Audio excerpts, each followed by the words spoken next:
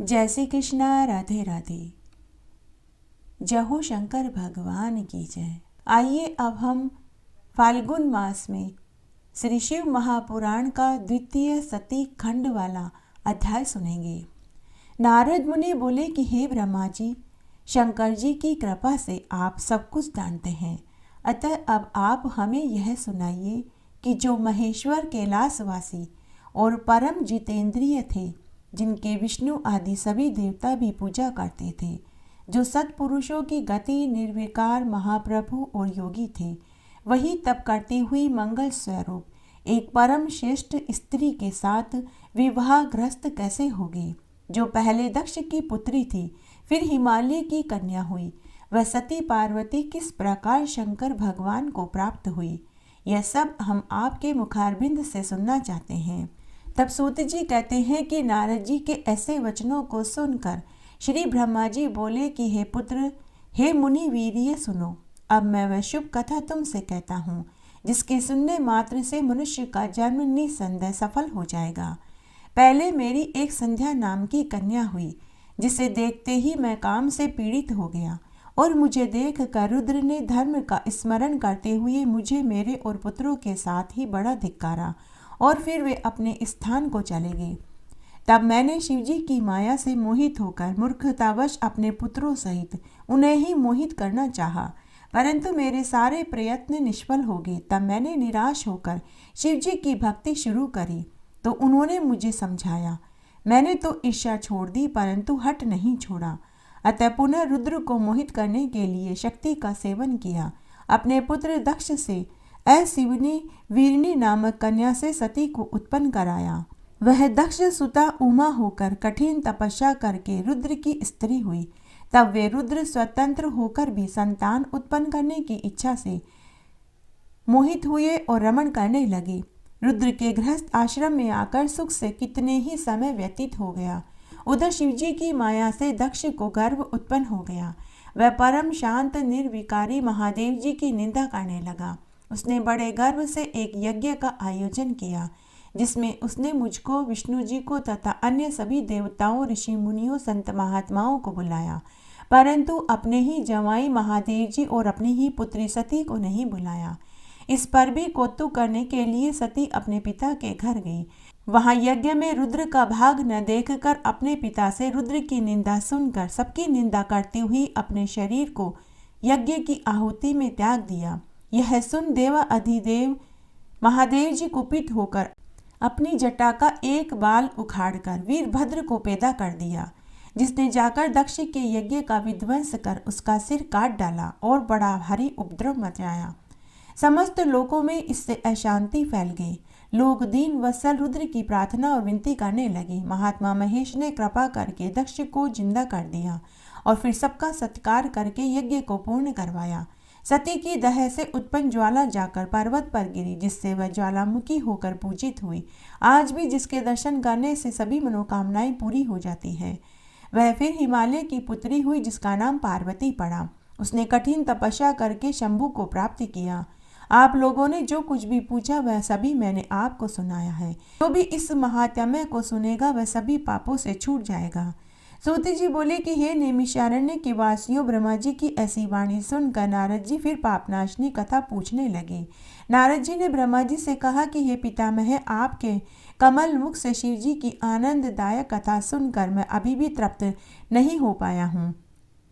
मैं दिव्य सती शिव जी का चरित्र भी सुनना चाहता हूँ कि सती की उत्पत्ति कैसे हुई, महादेव जी का मन पुनः विवाह के लिए कैसे हुआ, दक्ष कोप में सती ने कैसे शरीर का त्यागा, और हिमालय की पुत्री पार्वती जी कैसे बनी, उनका उग्र तप, विवाद, कामनाश आदि संपूर्ण कथाएं मैं आपसे सुनना चाहता हूँ।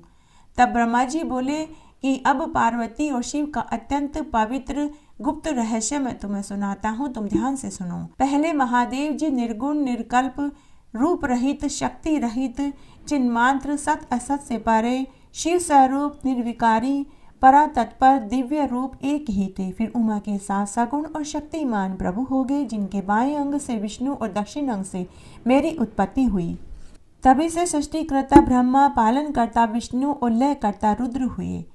अब मैं इन तीनों का आराधक हो गया हूँ। इनकी आराधना से मैं सुरासुर सहित मनुष्यवादी की रचना करने लगा। मैं सभी प्रकार से उत्पन्न था। फिर मैंने मरीचि, अत्रि, पुलह, पुलस्त्य, अंगिरा, क्रतु, वशिष्ठ, नारद, दक्ष, भृगु को बनाया। इन्हें उत्पन्न कर चुका तब मुझे कुछ माया का मोह हुआ। मेरे भुवों के बीच से संध्या नामक एक कन्या की उत्पत्ति हुई, जिसको देखते ही मैं काम से पीड़ित खड़ा हुआ और मेरे पुत्र दक्ष और मरीचि ने भी हृदय में शोच किया। तब मुझे ब्रह्मा के चिंतित होते ही तत्क्षण सुंदर अद्भुत रूप वाला प्राणी, काले बालों से युक्त, श्याम रंग, स्थूल काय शरीर, नीला सुंदर वस्त्र पहने हुए, कांता की तरह दोनों कटाक्षों को घुमाता हुआ आविर्भूत हो गया। जिसकी सांस से सुगंध निकल रही थी वह परम श्रृंगारित था। ऐसे पुत्र को देखकर मेरे अन्य पुत्रों में उत्सुकता आ गई, उनका हृदय अधीर हो गया। उसी समय तत्क्षण प्रकट हुए उस पुत्र ने मुझको सिर झुकाकर प्रणाम करते हुए कहा कि हे ब्राह्मण, मुझे आज्ञा दीजिए, मुझे उसमें लगाइए जिसके करने से मेरा आदर होवे। ब्रह्मा जी बोले कि तुम सनातनी षष्ठी उत्पन्न करो, मैं वासुदेव और सभी तुम्हारे वश में है। आज से तुम्हारा नाम पुष्प बाण होगा। तुमसे लोगों से आश्चर्य, सदैव सुख का लक्ष्य, नित्य ही प्राणियों में मत उत्पन्न होगा। मेरे ये पुत्र भी तत्व रूप से तुम्हारे नाम का स्मरण करेंगे। यह कहकर कमलासन पर बैठ ब्रह्मा जी क्षण भर के लिए मौन हो गए।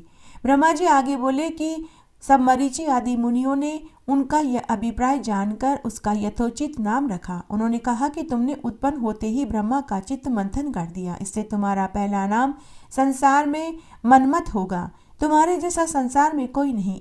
इससे तुम्हारा दूसरा नाम होगा, तीसरा मोहन से तुम्हारा नाम मदन, चौथा कंदर्प इसलिए होगा कि तुम में बहुत अहंकार है। तुम्हारे समान कोई देवता पराक्रमी सर्वव्यापक नहीं होगा। तुम्हारे लिए प्रजापति दक्ष एक सुंदर कामिनी स्त्री देंगे, जिसे ब्रह्मा जी उत्पन्न कर चुके हैं, जिसे रूपवती का नाम संध्या है। यह सुनकर उस काम ने अपने 5 बाणों का नामकरण कर तुरंत उनका परीक्षण करना चाहा। हर्षण, रोचन, मोहन, शोषण और मारण, ये 5 नाम हुए जो मुनियों के भी मोहक थे। उसने इन 5 बाणों को मुनियों पर चला दिया। संध्या भी थी। उसने कहा, अच्छा, इसे तो मैं ही मोहित करूंगी। इतने में काम ने 5 बाणों का प्रयोग कर दिया। मोहन ने ब्रह्मादिकों के मन को मोह लिया। सबके मन में विकार उत्पन्न हो गया। सभी बार बार संध्या को देखने लगे। उनमें काम की वृद्धि होने लगी। मुझ में 49 भाव जागृत हो गए। संध्या में भी विकार उत्पन्न हो गया। वह भी ऋषियों पर कटाक्षपात करने लगी। एक प्रजापति ने भी उसकी इच्छा करी। मरीचि, अत्रि, दक्ष आदि सब मुनि इंद्रियों के विकार को प्राप्त हो गए। तब सब मुनियों तथा संध्या को देखकर काम को अपने कर्म में विश्वास किया। तब पिता और भाइयों की पाकपति को देख काम को बड़ा दुख हुआ। उसने धर्म रक्षक प्रभु शिवजी का स्मरण किया। उसने महिषान की स्तुति करी। मैं ब्रह्मा भी वहां उपस्थित हो गया। तब मुझे देखकर आकाश स्थित शिवजी हंसते हुए मुझे लज्जित करते हुए बोले कि हे ब्राह्मण, तुम्हें पुत्री को देखकर काम उत्पन्न हो गया है। यह तो वेद मार्ग से चलने वालों को उचित नहीं है। विद्वान जन माता, बहन, भाई की स्त्री तथा कन्या को भूल कर भी कुदृष्टि से नहीं देखता। फिर वेद तो तुम्हारे मुख में ही विराजमान है, जिसे काम मात्र से तुमने कैसे भुला दिया। फिर से सर्वदा सूर्य दर्शन करने वाले दक्ष, मरीचि आदि एकांत योगियों का चित्र स्त्री को देखकर कैसे मलिन हो गया। हाँ, जिसके चित्त को स्त्रियां हरण कर लेती हो, उनके साथ शास्त्र संगति कैसे की जा सकती है। ब्रह्मा जी कहते हैं, जब लोक पितामह शिवजी ने इस प्रकार कहा तो लज्जा के मारे क्षण भर में मैं पसीने पसीने हो गया। मेरा विकार हट गया, परंतु मेरे शरीर से जो पसीना गिरा उससे पितृगणों की उत्पत्ति हो गई। 64,000 अग्निश्वता पितृगण पैदा हो गए। 86,000 बहिष्पद पितर हुए। जो दक्ष के शरीर से पसीना गिरा उससे सर्वगुण संपन्न एक कन्या पैदा हुई, जो मुनियों के भी मन को मोहित करने वाली थी, जिसका लोक विख्यात नाम रति हुआ। उसे देखकर कत्रु आदि भी स्खलित हो गए। उनसे जो वीर्य भूमि पर गिरा उससे अन्य पितरों की उत्पत्ति हो गई। इस प्रकार वह संध्या बहुत से पितरों को उत्पन्न करने वाली हुई। इसी समय शिवजी अंतर्ध्यान हो गए। उनके वाक्यों से लज्जित मैं कंदर्प अर्थात काम से क्रुद्ध हुआ। मेरे क्रुद्ध होते ही काम ने शीघ्र ही अपना बाण खींच लिया और मैं जलती हुई अग्नि के समान जलने लगा। उससे पीड़ित होकर मैंने तथा अन्य ऋषियों और प्रजापति ने काम को शाप दे दिया कि जा, तू शिवजी के बाणों से भस्म हो जा। यह सुन रति का पति कामदेव उसी क्षण अपना धनुष फेंक कर मेरे चरणों पर आकर गिर गया और पूछा कि आपने मुझे ऐसा कठिन शाप क्यों दे दिया, क्योंकि आप लोग न्याय के अनुसरण करने वाले हैं। मैंने तो आपका कोई बिगाड़ा नहीं है। आप ही ने तो कहा था कि मैं ब्रह्मा विष्णु शंभु ये सभी तुम्हारे वश में है। जो आपने कहा था मैंने तो उसी की परीक्षा ली है। हे जगत पिता, मैं निरपराध हूँ। मुझे ऐसा कठिन शाप आपने क्यों दिया? ब्रह्मा जी ने काम को डांटते हुए कहा कि संध्या मेरी कन्या है, इसको तुमने काम से लक्षित किया, इसी कारण मैंने तुम्हें शाप दिया है। हे काम, अब तुम शांत होकर सुनो। जब तुम महादेव जी के नेत्र रूपी अग्नि से भस्म हो जाओगे तब फिर शीघ्र ही समान शरीर को तुम प्राप्त हो जाओगे। जब महादेव जी अपना विवाह करेंगे तब तुम्हारा शरीर तुम्हें प्राप्त होगा। काम से ऐसा कहकर मैं लोक पितामह अंतर्ध्यान हो गया। सब मुनि कामदेव भी अपने स्थान को चले गए। नारद जी कहते हैं कि हे महापांडी विष्णु जी के शिष्य, हे लोकों में कल्याणकारक ब्रह्मा जी, यह तो शिव लीला का अमृत में अद्भुत कथा आपने सुनाई। फिर उसके बाद क्या हुआ? कृपया करके आगे का महात्म्य भी सुनाइए। तब पितामह ब्रह्मा जी बोले कि हे नारद, जब महादेव जी अपने स्थान को चले गए और ब्रह्मा जी भी अंतर्ध्यान हो गए तब दक्ष जी ने कंदर्प से कहा कि हे कंदर्प, तुम्हारे ही समान गुण वाली मेरी दया से यह रूप गुण युक्त कन्या उत्पन्न हुई है। तुम इसे अपनी भार्या के रूप में ग्रहण करो। यह सदा तुम्हारी सहचारिणी तथा काम तुम्हारे वश में रहने वाला है। ऐसा कहकर दक्ष ने अपनी दह के पसीने से उत्पन्न स्त्री का रति नाम रखकर उसे कंदर्प के आगे कर दिया। दक्ष की परम सुंदरी पुत्री से विवाह कर काम बड़ा प्रसन्न हुआ। संपूर्ण सुंदरताओं का सदन ऐसी लक्ष्मी की भांति शोभायमान, 12 आभरणों से युक्त, षोडश श्रृंगार करने वाली, सब लोगों को मोहित करने वाली, अपनी शोभा से 10 दिशाओं को शोभित करने वाली ऐसी रति को देखकर काम में बड़ी उत्सुकता पैदा हो गई। उस समय काम आनंद के मारे ब्रह्मा जी के दिए हुए शाप को भूल गया। मोहित होने के कारण दक्ष से कुछ न कह सका। उस समय सुखपूर्वक महान उत्सव हुआ। अपनी कन्या को प्रसन्न देखकर दक्ष भी बड़ा प्रसन्न हुआ। काम भी अत्यंत सुख पाकर सब दुखों को भूल गया। दक्ष पुत्री रति भी काम को पाकर अत्यंत ही प्रसन्न हो गई। फिर तो जैसे योगी विद्या को ग्रहण करता है वैसे ही रति पति कामदेव ने रति को हृदय से लगा लिया। रति भी श्रेष्ठ पति को पाकर अत्यंत ही प्रसन्न हुई। सूत जी कहते हैं कि जब ब्रह्मा जी ने इतना कहा तब उनके वचनों को सुनकर मुनिश्रेष्ठ नारद जी ब्रह्मा जी से बोले कि हे महामते, आपने चंद्रमौली महादेव जी की यह जो परम पावन कथा सुनाई है उसके लिए आपको धन्यवाद। परंतु यह तो बताइए कि जब आप सभी महान देवता प्रजापति दक्ष भी अपनी पुत्री रति को काम के साथ अर्पित करके चले गए तब वहाँ संध्या ने क्या किया? विवाह के उपरांत संध्या के चरित्र भी बताइए। तब तत्ववेता ब्रह्मा जी भक्ति पूर्वक शंकर जी का स्मरण करते हुए बोले कि हे मुनिवरों, अब तुम संध्या के चरित्र को ध्यान से सुनो।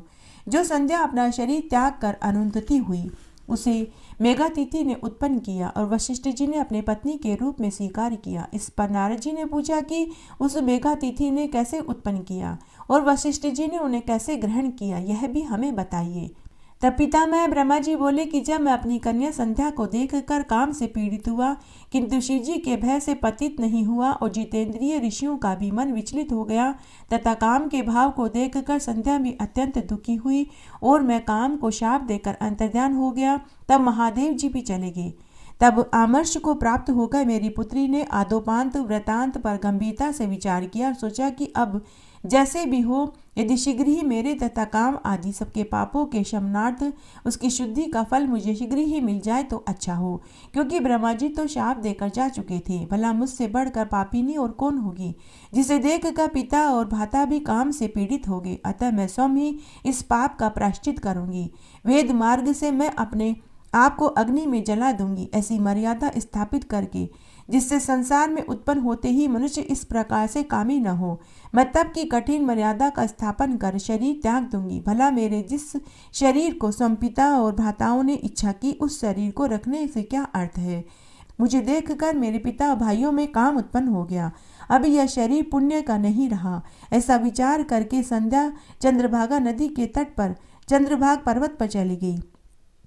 तब मैं अपनी पुत्री को श्रेष्ठ पर्वत पर तपस्या के लिए गई हुई जानकर अपने संतात्मक पुत्र वशिष्ठ से कहा कि हे पुत्र वशिष्ठ, तप के लिए जाती हुई मनस्विनी संध्या को तुम जाकर अच्छी तरह दीक्षा दो, क्योंकि अब उसमें वह चंचलता नहीं है। वह अपने पूर्व मृत्यु को विचार कर अपना प्राण त्यागना चाहती है। अब वह तप के द्वारा मर्यादा की भी मर्यादा स्थापित करेगी। अभी तक तप के किसी भाव को जानती नहीं है, अतः जैसे ही उसको इष्ट की प्राप्ति हो तुम वैसा ही इसे उपदेश दो। यदि आवश्यकता हो तो तुम अपने इस रूप को छोड़कर दूसरा रूप भी धारण कर सकते हो। दूसरे रूप की इसलिए आवश्यकता है कि उसने यह मेरा और तुम्हारा रूप पहले ही देख लिया है, जिसका उसकी दृष्टि से कोई मूल्य नहीं है। इस कारण तुम्हारे इस रूप में वह कुछ भी प्राप्त न कर सकेगी, अतः तुम दूसरा रूप धारण करके उसके पास जाओ। यह कहकर संध्या के निकट वशिष्ठ जी पहुंचे। संध्या चंद्रभागा पर्वत के लाल सरोवर के पास बैठी हुई थी। उसके पास पहुंचकर वशिष्ठ जी ने आदर से पूछा कि हे कल्याणी, तुम किसकी कन्या हो? इस सरोवर पर तुम क्या करने आई हो? यदि यह छिपाने योग्य न हो तो मैं सुनना चाहता हूँ। तुम उदास क्यों बैठी हो? तब अग्नि की तरह दीप्तिमान शरीर वाले वशिष्ठ जी को देखकर संध्या ने प्रणाम किया और कहा कि मैं इस निर्जन पर्वत पर तपस्या करने आई हूँ। यदि आप योग्य समझे तो मुझे उपदेश दें। यही मेरा गुप्त कार्य है, दूसरा कुछ नहीं। वशिष्ठ जी ने फिर कुछ नहीं पूछा, क्योंकि वे सब कुछ पहले से ही जानते थे। तब उस नियतात्मा तप में उद्योग को धारण करने वाली संध्या से वशिष्ठ जी ने भक्त वत्स शिव जी का स्मरण कर कहा कि अच्छा, तो तुम अब परम आराध्य शिव जी को मन में धारण कर उन्हीं का भजन करो, इससे तुम्हारे सभी मनोरथ पूर्ण हो जाएंगे। ओम नमः शंकराय ओम अंत में लगाकर मौन होकर तप करो। मैं जैसा कहता हूँ उसके अनुसार मौन होकर ही स्नान और शिव जी का पूजन करो। केवल जल का आहार करना और कुछ नहीं। इससे निसंदेह तुम्हारी तपस्या पूर्ण फलदायक होगी। शिव जी तुम्हारे सभी मनोरथों को पूर्ण करेंगे। वशिष्ठ जी ने वहां बैठकर संध्या को तप की सारी क्रियाएं बताई और बताने के बाद वे वहां से अंतर्ध्यान हो गए। पौराणिक कथा के अनुसार चित्रभानु नाम का एक शिकारी था। वह जंगली जानवरों का शिकार करके अपने परिवार का भरण पोषण करता था। शिकार करने पर भी वह इतना नहीं कमा पाता था कि वह अपने परिवार का ठीक ढंग से भरण पोषण कर पाता। इसलिए वह गांव के एक साहूकार से कर्ज लेता था, लेकिन वह कर्ज चुका नहीं पाता था। तब एक दिन साहूकार ने शिकारी से अपना रुपया वापस मांगा, लेकिन शिकारी साहूकार को उसका रुपया नहीं चुका पाया तो साहूकार क्रोधित हो गया। एक दिन साहूकार ने शिकारी को शिव मठ में बंदी बना दिया। संयोग से उस दिन शिवरात्रि थी। शिव मठ में शिव पुराण की कथा हो रही थी, भजन कीर्तन हो रहे थे, शिव चर्चाएं हो रही थी, जिन्हें शिकारी ध्यान मग्न होकर सुन रहा था। चतुर्दशी का दिन था। सुबह से शिकारी भूखा प्यासा था तो उसका शिवरात्रि का उपवास हो गया। शिव पुराण सुनने और महादेव जी की कथा कहानियां और भजन को सुनने से उसे इसका पुण्य फल प्राप्त हुआ। उसके द्वारा चतुर्दशी का व्रत करने और शिव चर्चाएं सुनने से महादेव जी शिकारी से प्रसन्न हो गए। भगवान महादेव की माया से साहूकार का हृदय परिवर्तन हो गया।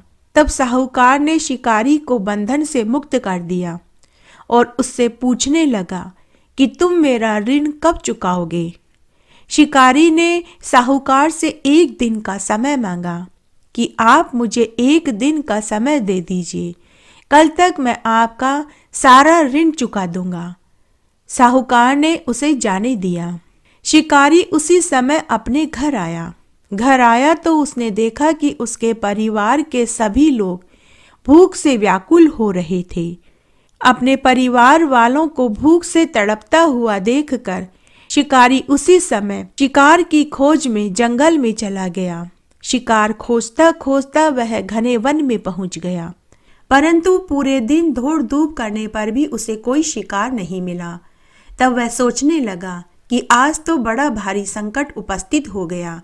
घर में परिवार के सभी लोग भूखे हैं, उनके लिए कुछ न कुछ तो आहार लेकर जाना ही पड़ेगा। ऐसा सोचकर वह तालाब के किनारे गया और इस उद्देश्य से जाकर वहां बैठ गया कि कोई न कोई जीव यहाँ जल पीने अवश्य आएगा, तब मैं उसे मारकर अपनी और अपने परिवार की भूख शांत करूंगा। ऐसा सोचकर वह शिकारी सरोवर में जल पीकर वहीं एक बैल के वृक्ष पर जाकर चढ़ गया और शिकार के आने का इंतजार करने लगा। रात्रि के प्रथम प्रहर में एक गर्भिणी हिरनी प्यास से व्याकुल होकर वहां तालाब पर जल पीने आई। शिकारी उसे देखकर प्रसन्न हो गया। उसने अपने धनुष पर बाण चढ़ाया। उसके इतना करते ही बैल के वृक्ष से जल तथा वीलपत्र शिवजी के ज्योतिर्लिंग पर जाकर गिरा। प्रथम प्रहर की उसके द्वारा पूजा संपन्न हो गई, जिससे उसके जीवन भर के समस्त पाप धुल गए। धनुष के टंकार की आवाज गर्भिणी हिरनी ने सुनी तो वह भील की ओर देखने लगी। उसके प्राण व्याकुल हो गए। वह हिरनी शिकारी से बोली कि हे व्याध, क्या करना चाहते हो? तुम मेरे समक्ष सत्य सत्य कहो। हिरनी की बात सुनकर शिकारी कहने लगा कि आज मेरा परिवार भूखा है, तुम्हें मारकर मैं अपने और अपने परिवार की भूख शांत करूंगा। तब ऐसे कठोर दुष्ट वचन सुनकर हिरनी सोचने लगी कि क्या करूं, कहाँ जाऊं। ऐसा विचार कर वह अपने मन में उपाय सोचकर बोली कि हे व्याघ, यदि तुम मेरे शरीर के मांस से ही सुखी हो तो मेरे लिए इससे बढ़कर पुण्य की और कोई बात नहीं हो सकती। मैं निसंदेह धन्य हूँ। उपकार से बढ़कर इस लोक में और परलोक में कोई दूसरा पुण्य नहीं। परंतु एक बात है, मैं गर्भिणी हूँ, मुझे बच्चा होने वाला है। बच्चे पैदा करके उन्हें उनके पिता को सौंपकर मैं तुम्हारे पास आ जाऊंगी, तब तुम मुझे मार डालना। सत्य से ही यह पृथ्वी स्थिर है, सत्य से ही समुद्र है तथा सत्य से ही जल की धारा है। इस प्रकार सत्य से सब कुछ स्थित है। परंतु हिरनी के ऐसा कहने पर भी शिकारी नहीं माना। तब हिरनी शास्त्रोक्त वचन कहकर अपना विश्वास दिलाने लगी और कहा कि यदि मैं लौट कर न आऊं तो मुझे मरने के बाद नरक का वास मिले। यह सुनने पर शिकारी को हिरनी पर विश्वास हो गया। उसने हिरनी को जाने दिया। गर्भिणी हिरनी जल पीकर अपने स्थान को लौट गई। तब तक रात्रि का पहला प्रहर बीत गया। व्याघ सुबह से भूखा प्यासा था। उसे नींद भी नहीं आ रही थी। तभी उसे दूसरी हिरनी आती हुई दिखाई दी। वह भी वहां तालाब पर जल पीने आई थी। उसे देखकर शिकारी ने पुनः धनुष खींचा तो पहले के समान ही फिर से जल और वीलपत्र के पत्ते शिवलिंग के ऊपर जाकर गिरे, जिससे शिकारी द्वारा महादेव जी के दूसरे प्रहर की पूजा हो गई। तब दूसरी हिरनी शिकारी को देखकर बोली कि हे वनेचर, क्या करना चाहते हो? शिकारी ने पहले के समान ही सारी बात हिरनी से कही। तब हिरनी बोली कि हे शिकारी, मैं धन्य हूँ जो मेरा यह शरीर तुम्हारे काम आने वाला है, क्योंकि इस अनित्य शरीर से उपकार तो होगा, परंतु मेरे बाल बच्चे घर पर अकेले हैं। मैं उन्हें अपने पति को सौंपकर यहाँ वापस लौट आऊंगी, तब तुम मुझे मार डालना। भील ने कहा कि नहीं, मैं नहीं मानता। मौत को सामने देखकर सभी झूठ बोलते हैं। मैं तुम्हारी बात पर क्यों यकीन करूं? यह सुनकर हिरनी पूर्व हिरनी के समान ही शास्त्रोक्त वचन कहने लगी और बोली कि यदि मैं लौट कर न आऊं तो मुझे नरक के कठोर दुख देखने पड़े। हिरनी के वचन सुनकर शिकारी ने हिरनी से कहा कि ठीक है, तुम चली जाओ। यह सुनकर हिरनी प्रसन्न हो गई और तालाब में जल पीकर जंगल में भाग गई और अंधेरे में लुप्त हो गई। शिकारी जो सुबह से भूखा प्यासा था, उसे नींद भी नहीं आ रही थी, तो इस तरह बिना नींद के ही उसका दूसरा प्रहर भी बीत गया और तीसरा प्रहर आ गया। परंतु दोनों हिरनियों के वापस न लौट कर आने से शिकारी परेशान और चिंतित हो गया। सोचने लगा कि वे दोनों हिरनियां वापस आएगी भी या नहीं। तभी उसे एक हिरण तालाब की ओर आता हुआ दिखाई दिया। वह हिरण बड़ा ही हष्ट पुष्ट और स्वस्थ था। उसे देखकर शिकारी धनुष चढ़ाने लगा। उस हिरण को आता हुआ देखकर व्याध धनुष चढ़ा उसे मारने लगा। इतने में ही कुछ वील पत्र शिवलिंग के ऊपर जाकर गिरे, जिससे उसके तीसरे प्रहर की पूजा हो गई। 3 प्रहर की पूजा शिकारी के द्वारा होने से महादेव जी की उस शिकारी पर कृपा हुई। धनुष की आवाज सुनकर हिरण ने शिकारी से कहा कि हे शिकारी, तुम मुझे क्यों मारना चाहते हो? व्याध ने उत्तर दिया कि मैं और मेरा परिवार 2 दिन से भूखे प्यासे हैं। मैं तुम्हें मारकर अपनी और अपने परिवार की भूख शांत करूंगा। यह सुनकर हिरण प्रसन्न हो गया और शिकारी से बोला कि हे शिकारी, मैं धन्य हूँ जो यह शरीर तुम्हारे उपयोग में आने वाला है, परंतु मैं अपने बाल बच्चों को उनकी माता को सौंप आऊं, तब मैं वापस आ जाऊंगा, तब तुम मुझे मार डालना। शिकारी ने कहा कि नहीं नहीं। इसी प्रकार यहाँ 2 हिरनियां आई थी, वो भी यही कहकर चली गई, लेकिन अभी तक भी वे वापस नहीं आई। संकट को सामने देखकर सभी झूठ बोलते हैं। तब हिरण ने कहा कि नहीं, मैं झूठ नहीं कहता। देखो, यह सारा चराचर सत्य पर ही स्थित है। झूठ बोलने वाले का पुण्य नष्ट हो जाता है। मैं तुमसे सत्य कहता हूँ। संध्या समय मैथुन करने से, शिवरात्रि के दिन भोजन करने से, झूठी गवाही देने से, किसी की धरोहर मार लेने पर तथा संध्या उपासना न करने वाले ब्राह्मण को जो पाप लगता है, वही पाप मुझे लगे अगर मैं यहाँ लौट कर न आऊं। हिरण की ऐसी बात सुनकर व्याध का दिल पसीज गया। उसने हिरण से कहा कि ठीक है, तुम भी चले जाओ। हिरण भी जल पीकर वहां से अपने स्थान पर चला गया। वहां जाकर उसने अपनी दोनों हिरनियों को पूरी बात बताई। तब उन हिरनियों ने भी अपने हिरण को रात्रि के प्रहर वाली बातें बताई। आपस में वार्तालाप करने के बाद उन्होंने निश्चय किया कि हमें वहां जाना चाहिए। सबने अपने बालकों को धैर्य दिया और जाने की तैयारी करने लगे। तब बड़ी हिरनी ने कहा कि पहले वहां तालाब पर पानी पीने मैं गई थी। पहले मैं शिकारी से मिली थी, इसलिए मैं ही पहले वहां जाऊंगी। तब उसका यह वचन सुनकर छोटी हिरनी बोली कि मैं तुम्हारी टहलिनी हूँ, इसलिए मैं वहां जाऊंगी। परंतु उन दोनों हिरनियों से हिरण ने कहा कि नहीं, तुम दोनों यहीं ठहरो, मैं वहां जाता हूँ, कारण कि माता से ही बालकों की रक्षा होती है। तब हिरनियों ने कहा कि नहीं, विधवापन सबसे कठिन दुख है, हम ही वहां जाएंगे। वे सभी उन बालकों को धैर्य देकर अपने बच्चों को अपने पड़ोसियों को सौंपकर वहां से शीघ्र जाने लगे। तब अपने माता पिता को वहां जाते हुए देखकर छोटे छोटे छोने भी पीछे पीछे यह सोच कर चलने लगे कि जो दशा हमारे माता पिता की होगी वही हमको भी स्वीकार है।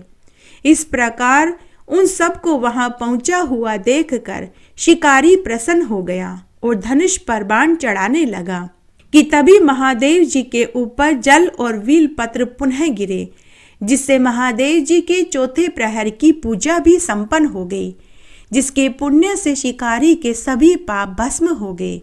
तब तक हिरण और हिरनियां अपने बच्चों के सहित वहां पहुंच गए।